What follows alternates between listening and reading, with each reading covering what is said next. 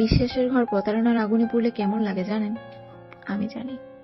এইমাত্র আমার ঘর পড়ে গেল শখের সংসার, সাথে সাথে পড়ে গেল আমার হতভাগা কপালটাও। একদিন হঠাৎ করে আগুন সন্ত্রাসীর মতো ঘরে ঢুকে যায়নি আমার, ধীরে ধীরে পড়েছে। গোপনে একটু একটু করে আগুন লেগেছে। আমি এক চিমটিও বুঝতে পারিনি জানেন। আমি কিচ্ছু টের পাইনি। আমার যে বড্ড সর্বনাশ হয়েছে তা আমি বুঝতে পারিনি। একটু আগে যে ছেলেটা আমায় কাগজে কলমে ডিভোর্স দিয়ে গ্রাম্য আদালত থেকে মাথা নিচু করে বেরিয়ে গেল, সে আমার স্বামী। বিশ্বাস করেন, আমার দাম্পত্য জীবনে কোনো কলহ ছিল না, অশান্তি ছিল না। মানুষটা আমাকে বড্ড ভালোবাসতো, যাকে বলে একেবারে মাখামাখি ভালোবাসা, আঠালো। একটা ঘটনা বলি। বিয়ের ১.৫ মাস পর এক বিকেলে অভিমান করে আমি বাপের বাড়িতে চলে আসলাম। মানুষটা অভিমান করলো। আমরা কেউ কারোর সাথে কথা বলছি না অভিমানের জেরে। ৩ দিন পরে ভোর ৫টায় ও আমার বাড়িতে এসে উঠেছে। ৩ দিনে ভয়ঙ্কর অবস্থা হয়েছে তার। চোখ মুখ ঢুকে গেল ওর কোঠরের ভিতর। চুল টুল উস্কো খুস্কো পাগলের মতো প্রায় দেখতে হয়েছে চেহারার ছবি। আমায় জড়িয়ে ধরে সে কি হাউমাউ করে কান্না শুরু করলো বাচ্চাদের মতো, আর বলল, তুমি আমার একদম ছেড়ে থাকবে না কখনো। বড্ড ভয় হয় আমার একা থাকতে। দম বন্ধ হয়ে আসে। এত পাগলাটে ছিল আমার ভালোবাসার জন্য মানুষটা জানেন। বড্ড সুখ ছিল আমাদের সংসার জুড়ে।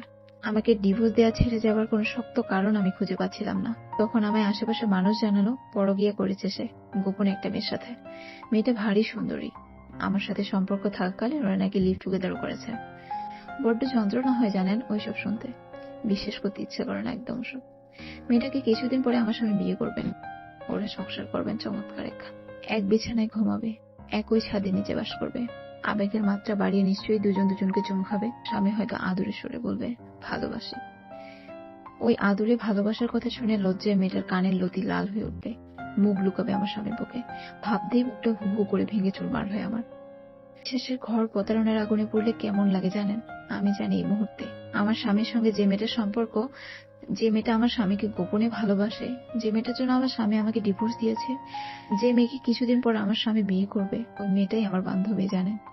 আপনি ঠিক শুনছেন, আমার বান্ধবীর কথাই বলছি। আমার মাধ্যমে ওদের দুজনের পরিচয় হয়েছে।